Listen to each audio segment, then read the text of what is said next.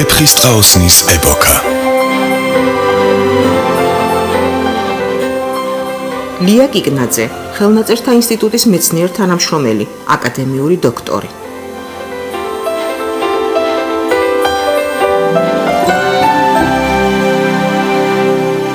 ვეფხისტყაოსნის ხელნაწერები სხვადასხვანაირია შედგენილობის მიხედვით.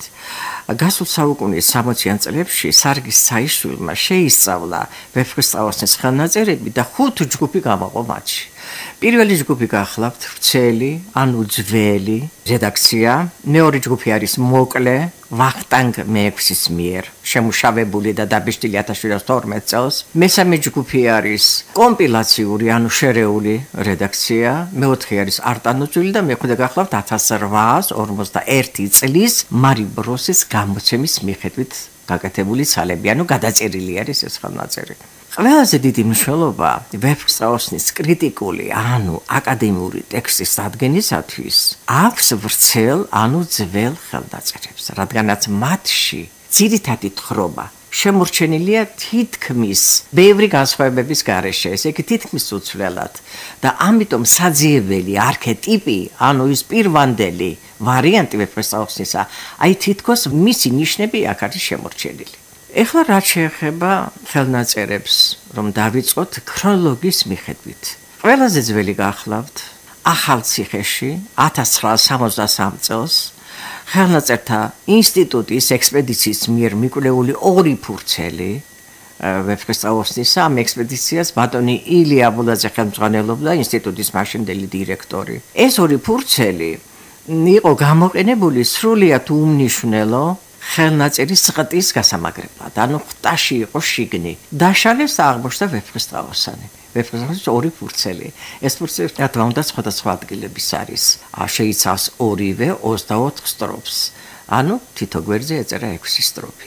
ეს დაათარიღა ბატონმა ილია აბულაძემ მე-16 საუკუნის ბოლო და მე-17 საუკუნის დასაწყისით.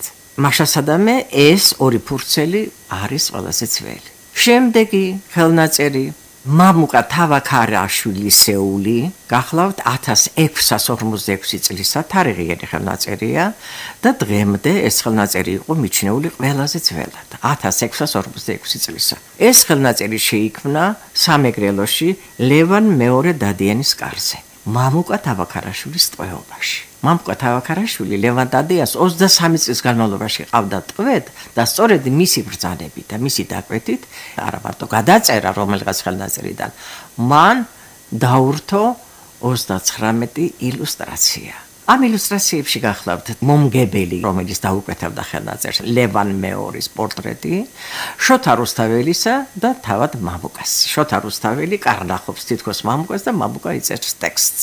დანარჩენი ილუსტრაციები ეხება ვეფხისტყაოსნის გარკვეულ ეპიზოდებს, სხვა ეპიზოდს.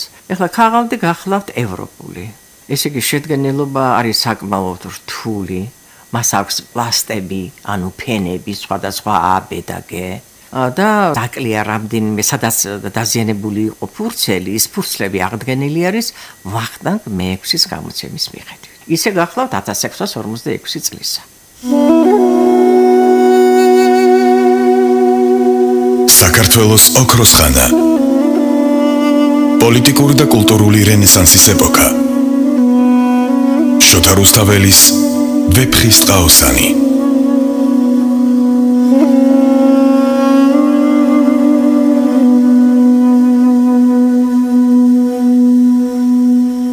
ეხლა რაც შეეხება შემდგომ ხელნაწერს, რომელზეც მე უნდა ვისაუბრო, ეს არის H2074. ჩვენთან არის ესეც დაცული ისე როგორც წინა ხელნაწერები, რომელზეც ვისაუბრე და ეს არის გადაწერილი იოანე ავალიშვილის მიერ. ჯერ კიდევ 1914 წელს სარგის კაკაბაძემ მკვლევარმა გამოთქვა მოსაზრება, რომ ეს ხელნაწერი გადაწერილი არის იოანე ავალიშვილის მიერ ერობაში. ახლა რატომ ერობაში? იმიტომ რომ იოანე ავალიშვილი ცნობილი საეკლესიო მოღვაწეა. მას მე-17 საუკუნის დასაწყისიდან ძალიან ბევრი პოსტი ეჭირა და საეკლესიო მოღვაწეობის დროს მას საერო საქმეებისთვის არ ეცალა. აი ახლა სახელმწიფომა იგი იყო 1605 წელს საფარის მონასტრის წინამძღვარი. შემდეგ იყო ქვათახევის მონასტერში, შემდეგ ალავერდის. 1612-16 წლებში იგი იყო აღმოსავლეთ საქართველოს კათოლიკოს პატრიარქი. აი ამ ხალხ პოსტის მქონე. 30 წელს 1630 წელს ქართლის მთავარ ეპისკოპოსი. რასაკვირველია, ასეთი პოსტების მქონე იონი ავალიშვილისთვის ამ პერიოდში წარმოუდგენელი იყო, თქვათ, ვეფხისტყაოსანის გადაწერა. მაგრამ როგორც სარგის კაკაბაძე ვარაუდობდა, ვეფხისტყაოსანი მას უნდა გადაეწერა 1590-1600 წლებში. ეს იმას ნიშნავს, რომ ეს ხელნაწერი გამოდის იმაზე ძველი, რომელზეც გესაუბრეთ, 599 მამუკა თავაკარიშვილის ხელნაწერზე ძველი გამოდის. ეხლა არგუმენტი რა იყო? არგუმენტი იყო ის, რომ ეს დაწერილი ეს ხელნაწერი ულამაზესი მხედრულით, განსაკუთრებული კალიგრაფიით, რომელსაც განსაკუთრებული გადაბმები აქვს, ასოებს. და სარგის კაკაბაძე მოძებნა საბუთი, რომელიც გადაწერილი იყო თეიმურას კახტ ბატონისათვის და აბსოლუტურად ერთნაირი ასოები იქაც და აქაც. აბსოლუტურად ერთნაირი. მაგრამ რატომღაც ეს თეორია არ გაიზიარეს. და დარჩა ისეთ, როგორც ერთ-ერთი მოსაზრება. ამ ბოლო წლებში, ეს გახდა 2005 წელი, თანამედროვე მკვლევარმა პარმენ მარგველაშვილმა გააცოცხლა ეს თეორია და დამატებითი არგუმენტაცია მიაშველა იმ წინა სარგის კაკაბაძის არგუმენტაციას და დამაჯერებლად ცხადყო, რომ ეს უნდა ყოფილიყო მართლაც გადაწერილი იონი ავალიშვილის მიერ 1590-1600 წლებში. ჩვენ დავიჯერეთ ეს ამბავი, იმიტომ რომ მან თანამედროვე ციფრული ტექნოლოგიის მოშველიებით ისე შეადარა ერთმანეთს ეს ასოები, ესე იგი ვეფხისტყაოსნისა და საბუთისა, რომ ნამდვილად ეს ასო ერთი კაცის მიერ არის დაწერილი ისიც და ესეც. გარდა ამისა, მან მოიშველია გაფორმება.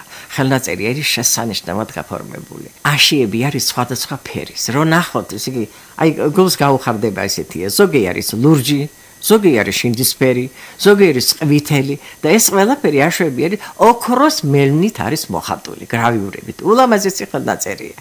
და მისი აზრით ეს მოხატულობა, გაფორმება ხელნაწერისა უნდა მომხდარიყო გადაწერასთან ერთად. მოხატულობა კი მეცნიერებაში მიღებული ეს აზრი არის მე-16 საუკუნის ბოლო წლების სპარსული ბორდიურების მსგავსი. ანუ იმ ჩარჩოებში ჯდება. გამოდის, რომ ესე იგი ეს ხელნაწერი არის ყველაზე ძველი.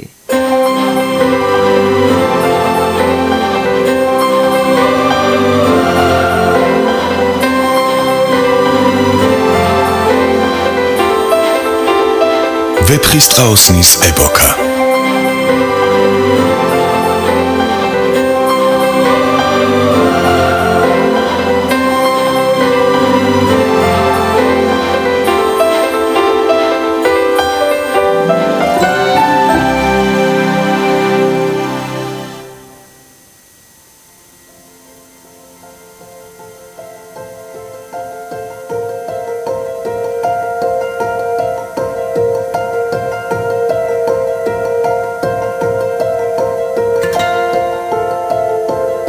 ხელნაწერი.